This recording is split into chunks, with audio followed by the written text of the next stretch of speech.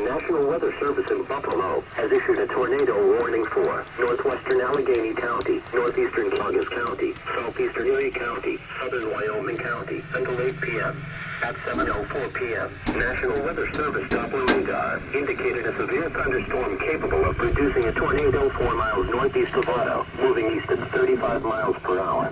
The tornado will be near Sardinia Arcade Howden when a tornado warning is issued. Based on Doppler radar, it means that strong rotation has been detected in the storm. A tornado will already be on the ground and is expected to develop shortly. If you are in the path of this dangerous storm, move indoors and to the lowest level of the building. Stay away from windows. If driving, do not seek shelter under a highway overpass. If you are caught outside, seek shelter. Come on, baby. There it is. Thank you, God.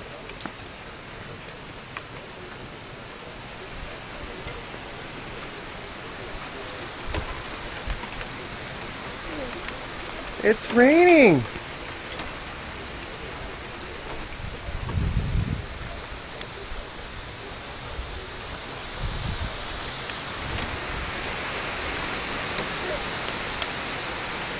Look at that.